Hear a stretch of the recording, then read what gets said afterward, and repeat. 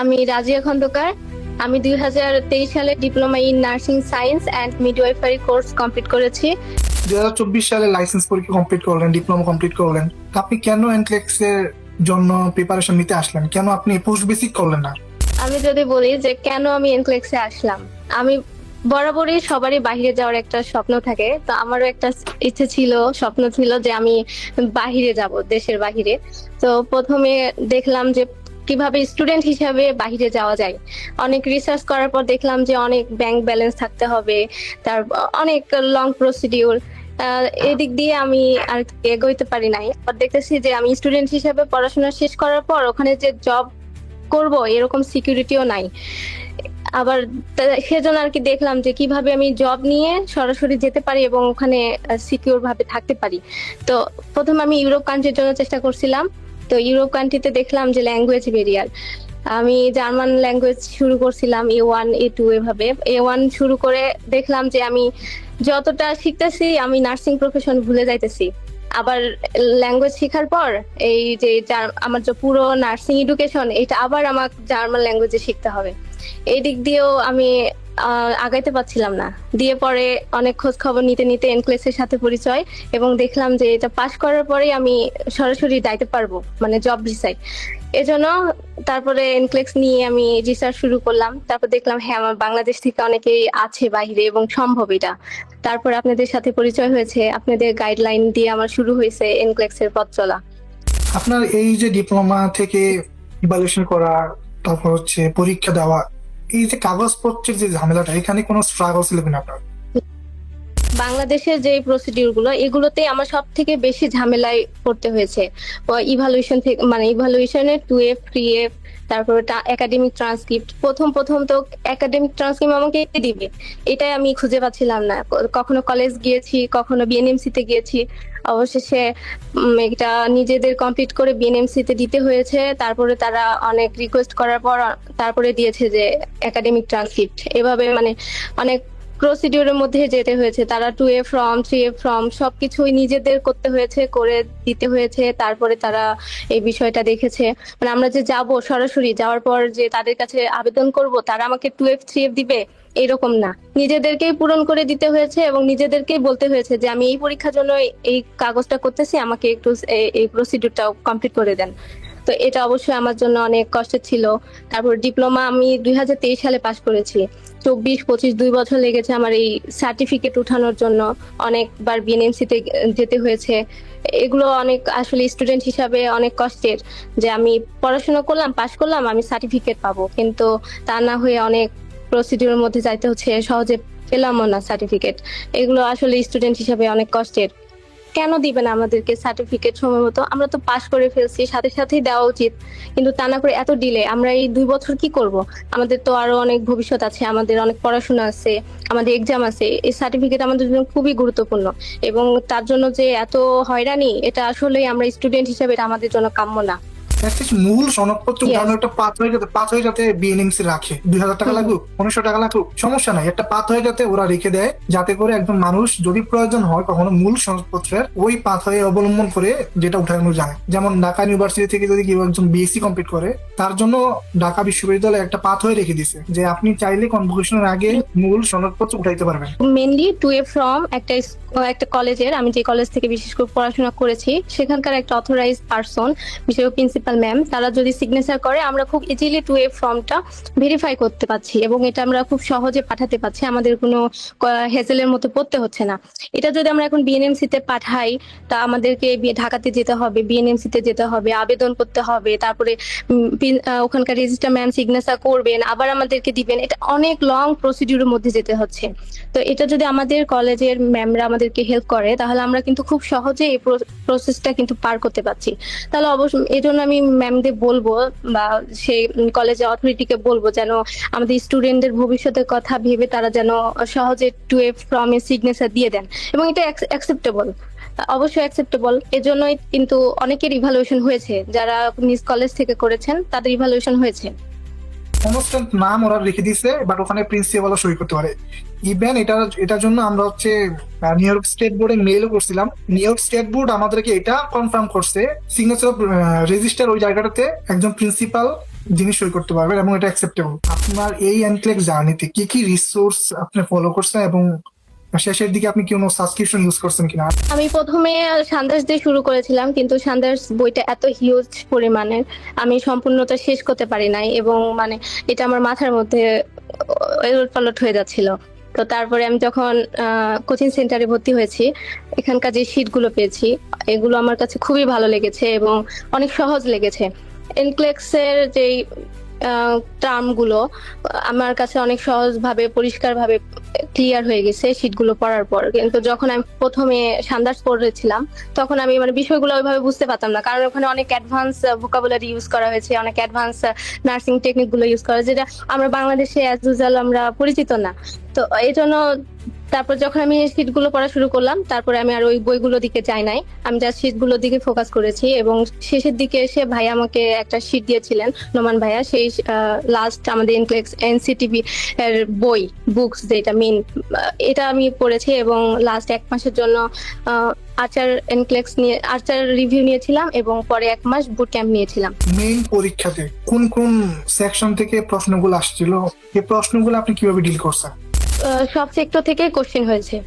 আমার একটু কার্ডিওলজি থেকে একটু বেশি কোশ্চেন এসেছিল, অনেক ডিফিকাল্ট কোশ্চেন গুলো, যেগুলো জাস্ট আমি ফোকাস করেছি যে কোশ্চেন কি চেয়েছে এবং আমার নলেজ অনুযায়ী আমি সেগুলোর অ্যান্সার করার চেষ্টা করেছি এলিমিনেশন করে, যে আগে এটা নাও হতে, এটা হবে না, এটা বাদ, এটা হবে না, এটা বাদ, এরকম করে এলিমিনেশন করে কঠিন অ্যান্সার, মানে যেগুলো কঠিন লেগেছে আমার কাছে কোশ্চেন, সেগুলো অ্যান্সার করেছি। আমার জাস্ট যে টপিক থেকে এসেছে আমি সেই টপিক থেকে ভাবার চেষ্টা করেছি, কোনো এক্সট্রা ওভার থিঙ্কিং করে সেই মানে ওভার থিঙ্কিং করে কোনো কিছু ভাবার চেষ্টা করি নাই। লাস্টে আমার নোমান ভাইয়া অনেক হেল্প করেছিলেন পরীক্ষার আগে, যে আমি কেন কোশ্চেন গুলো ভুল করতেছিলাম, ভাইয়া এগুলো অবজারভেশন করেছিলেন এবং আমাকে বলছিলেন যে তোমার এগুলো ভুল হয়েছে, এগুলো কি জন্য ভুল হয়েছে একটু দেখো। তখন বললাম ভাই আমি আসলে এই কি পয়েন্টটা কোশ্চেনে মিস করে গেছিলাম। তো ভাইয়া তখন বললেন যে এসব কি পয়েন্ট গুলো মিস করা যাবে না, এবং বুঝাই দিলেন যে এইভাবে এইভাবে এগুলো মনে রাখবে, এগুলো খেয়াল রাখবে, এগুলো এইভাবে করে। লাস্ট ভাইয়ার এই লাস্ট অবজারভেশনের জন্য আমি অনেকটা ওভারকাম করতে পেরেছিলাম এবং এটা আমার এক্সামে অনেক হেল্প করছিল। ব্রেকের সময়টাতে আপনার ব্রেক নিয়েছেন কিনা? ব্রেক সাধারণত 2 ঘন্টা পর একটা ব্রেক দিয়েছিল আর 3.5 ঘন্টা পর একটা ব্রেক। তো যখন ব্রেক টাইম হয়ে যায় একদম 2 ঘন্টা পর স্ক্রিনে একটা নোটিফিকেশন আসবে যে আমি ব্রেক চাই কিনা। তো আমি অবশ্যই ব্রেক নিয়েছিলাম এবং হ্যান্ড রেজ করছিলাম, তখন ওরা একজন এসেছিল, এসে আমার কম্পিউটারটা তারা অফ করে তার সাথে নিয়ে গেছিল। এবং ব্রেক টাইমে চাইলে বাইরে যাওয়া যায়, খাবার খাওয়া যায়, ওয়াশরুম ইউজ করা, সব করা যায়, এটা কোনো লিমিটেশন নাই। এবং তারা হচ্ছে আমার যে ইলেকট্রনিক ডিভাইস, তারা একটা সিকিউর ভাবে সিল করে দিয়েছিল, বলেছিল আমার এক্সাম শেষ হওয়ার পর অথরিটি নিজে এই সিলটা খুলে আমাকে ডিভাইস গুলো দিবে, তাছাড়া যেন আমি এটা নাই হাত দিই বা না খোলার চেষ্টা করে। এবং তারা আমাকে ব্রেক টাইমে আমার ব্যাগও আমাকে দিয়ে দিয়েছিল, বলেছিল আপনি ফ্রেশ হয়ে খাওয়া দাওয়া করতে পারেন। তো আমি 2 ঘন্টা যে পর যে ব্রেকটা পেয়েছিলাম আমি ফ্রেশ হয়েছিলাম, বাইরে গিয়েছিলাম, একটু সেন্টারের বাইরেও যাওয়া যায়। এমনকি তারা হচ্ছে আমাকে হচ্ছে অনেক আইডি কার্ডের মতো একটা ফিতা তারা আমার গলায় পরিয়ে দিয়েছিল, বলেছিল আপনি এখন ইচ্ছে মতো সময় কাটাতে পারেন, সমস্যা নেই। আমি সেন্টারের বাইরে গিয়ে একটু হাঁটাহাঁটি করে এসেছি, একটু রেস্ট নিয়ে আবার এসে এক্সাম দিয়েছি এবং 3.5 ঘন্টায় আরেকটা ব্রেক পেয়েছিলাম, সেটাও আমি নিয়েছিলাম। এই ব্রেক নেওয়াতে আপনার কি বেনিফিট হয়েছে? প্রথমত ওখানে যখন যাব তখন অনেক নার্ভাসনেস কাজ করছিল। এখন আমি যে কনসেন্ট্রেশন দিয়েছিলাম প্রথমে, দেওয়ার পর অতিরিক্ত যে একটা চাপ চলে আসে, তখন এক সময় গিয়ে মনে হয় যে একটু রেস্ট নিলে ভালো লাগতো। তো যখন আমি ব্রেকটা নিয়েছিলাম তখন আমার মাইন্ডটা রিফ্রেশ হয়েছিল, কারণ একটানা যদি আমি 5 ঘন্টা এক্সাম দিই এটা আমার জন্য অনেক কষ্টকর হতো। এই জন্য আমি যে মাঝখানে যে 2টা ব্রেক কাটিয়েছি এটা আমার জন্য খুবই উপকারে দিয়েছে। আমি বাহিরে গিয়েছি, হেঁটেছি, আবার ফ্রেশ হয়ে আবার এসে এক্সাম দিয়েছি। এই যে প্রস্তুতি যে সময়কাল, এই সময়কাল কত মাস ছিল? আমি এটা শুরু হয়েছে 2022 সাল থেকে, যে যখন আমি চিন্তা ভাবনা করতেছিলাম কিভাবে দেশের বাহিরে আমি যাব। যখন আমি এনক্লেক্স বিষয়ে জানলাম এবং ভাইয়াদের সাথে যোগাযোগ করলাম, ভাইয়ারা আমাকে ইনস্ট্রাকশন দিয়েছিল যে আপনি সান্দার্স থেকে শুরু করতে পারেন। তখন থেকে আমার মেইনলি শুরু করা, কিন্তু তখন তো আমি ডিপ্লোমা স্টুডেন্ট ছিলাম, সব টপিক আমার কাছে ক্লিয়ার ছিল না। তো তখন আমার একটু কষ্ট হচ্ছিল অনেক টপিক বোঝার জন্য। তো আমি ওগুলো গ্যাপ দিয়ে দিয়ে যাইতাম। আমার মানে ডিপ্লোমা কোর্সে যে টপিক গুলো হয়েছিল আমি সেই টপিক গুলো একটু পড়তাম। এভাবে যখন ডিপ্লোমা 3 বছর শেষ করে ফেলছি তখন আমার ওভারঅল সব টপিক আমার কাছে পরিচিত মনে হচ্ছিল। এবং তখন ইন্টার্নশিপ সময়টা, পুরো ইন্টার্নশিপ সময়টা আমি ইন্টার্নশিপে কোনো পড়া পড়ি নাই, মানে লাইসেন্সের পড়া পড়ি নাই।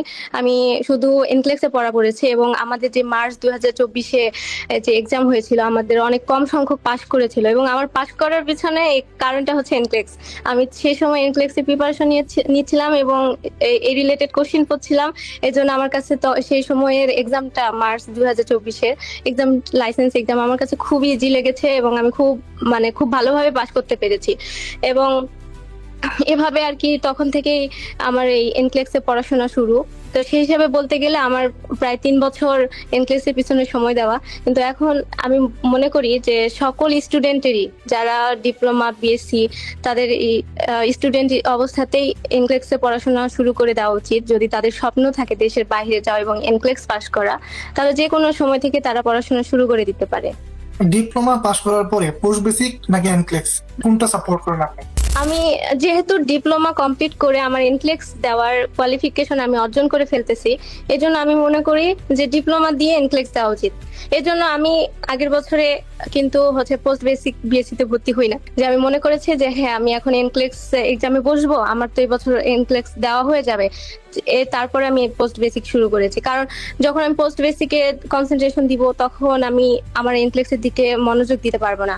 ইভেন আমি যখন এনক্লেক্সে প্রিপারেশন নিচ্ছিলাম তখন আমার অনেক কয়টা জব প্রিপারেশন শুরু হয়েছিল। ওই সময় অনেক এক্সাম এসেছিল, পিজি হাসপাতালের এক্সামও এসেছিল। আমি কোনো দিকে কনসেন্ট্রেশন করি নাই, ইভেন আমি পিজি অ্যাপ্লাইও করি নাই, যে না আমি এদিকে পড়াশোনা করতে পারবো না, আমি ওইদিকে যাবোই না, আমার এনক্লেক্স মেন টার্গেট, আমি এনক্লেক্সই করবো। এজন্য পুরো সময়টা আমি শুধু এনক্লেক্স করেছি এবং এনক্লেক্স এখন কমপ্লিট। আমি এখন পোস্ট, যেহেতু আমার এখনো ভিসা প্রসেসিং এ 2 থেকে 3 বছর সময় লাগবে, এজন্য আমি এখন এই সময়টাতে পোস্ট বেসিক বিএসসি করব। হ্যাঁ, আমার কাছে এনক্লেক্স মনে হয়েছে নার্সিং এ একটা প্রাণ। মানে নার্সিং এ যে অরিজিনাল আমাদের পড়াশোনা, এটা আমি এনক্লেক্স এর মধ্যে এসেই জানতে পেরেছি যে আসলে একটা নার্সের কি ধরনের জ্ঞান থাকা উচিত। কেউ যদি বুঝে মনোযোগ সহকারে 6 থেকে 8 মাস, সে যদি 5 থেকে 6 ঘন্টা করে পড়াশোনা করে, এটা তার জন্য যথেষ্ট। আমার বুঝতেও একটু সময় লাগতো, আবার পড়াশোনাটাও একটু ধরার জন্য একটু সময় লাগতো। আমি রেগুলার 8 থেকে 10 ঘন্টা, মানে শেষ 3 মাস আমি 8 থেকে 10 ঘন্টা পড়াশোনা করেছি। আর প্রতিদিন কতটুকু পড়াশোনা করা উচিত, এটা নিজের স্ট্র্যাটেজি ফলো করাই উচিত, যে তার নিজের জন্য কতটুকু সময় লাগবে পড়াটা কমপ্লিট করার জন্য, সেটুকু সময় ব্যয় করতে হবে। এনক্লেক্স সম্পর্কে সবাই যে একটা ভয় কাজ করতেছে, আসলে ভয় পাওয়ার এত কোনো কারণ নাই। কোশ্চেনে কি চাই এটা ইজিলি সবাই আইডেন্টিফাই করতে পারবে যারা এনক্লেক্স নিয়ে পড়াশোনা করবে। বিষয়টা হচ্ছে শুধু অপশনগুলোর মধ্যে একটু কনফিউশন থাকবে, জাস্ট কনসেপ্ট ক্লিয়ার থাকলে আপনি অপশনটা ধরতে পারবেন। সব মানে মূল বিষয় হচ্ছে আপনি যদি পড়াশোনা করেন একটা সিস্টেম মাফিক, যে 6 থেকে 8 মাস বা 1 বছর, যদি আমার মতো স্টুডেন্টের কথা আমি বলি যারা অনেক পড়াশোনা অনেক দুর্বল, তারা যদি 1 বছর পড়াশোনা করে, জাস্ট 1 বছর এনক্লেক্স সবকিছু বাদ দিয়ে, এটা ইজিলি পাস করা সম্ভব। পর্দার আড়ালে যারা আপনাকে সাপোর্ট দিয়েছে তাদের উদ্দেশ্যে কিছু বলতে চান কিনা? যারা আমাকে সাপোর্ট দিয়েছে তাদের সাহায্য ছাড়া তো আমি এই গন্তব্যে পৌঁছাতে পারতাম না। আসলে পথ চলার পথে সবার সাহায্যটা প্রয়োজন। যখন চারপাশের মানুষগুলো আমাকে সাহায্য করবে তখনই আমি কিন্তু অনেক ভালোভাবে আমার গন্তব্যে পৌঁছাতে পারবো। এক- স্বপ্ন থাকতে হবে গন্তব্যে পৌঁছানোর, সেটা কারোর জন্য সহজ হবে, কারোর জন্য কঠিন হবে। আমার জন্য একটু সহজ হয়েছে, আমার চারপাশের মানুষগুলো আমাকে খুবই হেল্পফুল ছিল। আমার ফ্যামিলি, আমার হাজবেন্ড, ইভেন আমার রুমমেট, আমার অফিসের কলিগ, আমার ভাই, সবাই আর কি আমাকে সাহায্য করেছে কোনো না কোনো ভাবে। সব দিক দিয়ে আমি সাহায্য পেয়েছি এবং তাদের প্রতি আমি কৃতজ্ঞ যে তারা আমাকে এই পথ চলাতে অনেক হেল্প করেছে, তারা আমাকে সাপোর্ট দিয়েছে এবং আমাদের সুযোগ তৈরি করে দিয়েছে, এবং তাদের সুযোগে আজকে আমি এই জায়গায় পৌঁছে গেছি। এখন এখন তো এনক্লেক্স পাস করলেন, 3-4 বছর যে ওয়েট করা লাগবে সেই জন্য আপনার কোনো রিগ্রেট ফিল হবে না যে 3-4 বছর পরে যাব, এত কষ্ট করলাম? না, এটা কখনোই এরকম আমার মনে হয়নি, কারণ বাংলাদেশে যে জবের কথা আমি যদি চিন্তা করি, যে একটা সরকারিতে সার্কুলার দেওয়া, সেখানে এক্সাম দেওয়া, জয়নিং হওয়া, মিনিমাম 2 থেকে 3 বছর সময় লাগে। তো তারা তো ওয়েট করতেছে, কারণ তারা জানে যে আমার সরকারি জব হবে। তো এরকম আমিও জানি ইনক্লেক্স এটা একটা প্রসিডিউরের মধ্যে দিয়ে যেতে হয়, ভিসা প্রসেসিং আছে, আরো আদার্স অনেক কাজ আছে। তাই এজন্য এই সময়টাতে অপেক্ষা করা আমার কাছে কষ্টের না, এবং বরঞ্চ আমি এই সময়টা পেয়ে অনেক উপকৃত, কারণ এই সময়ের মধ্যে আমি পোস্ট বেসিক কমপ্লিট করব, প্লাস আমার আইএলটিএস কমপ্লিট করব, আমার ড্রাইভিং লাইসেন্সের ইচ্ছে আছে এটা কমপ্লিট করব। মানে আমার অনেক পরিকল্পনা আছে, বরং সেই সময়টা আমার জন্য কম পড়ে যাবে।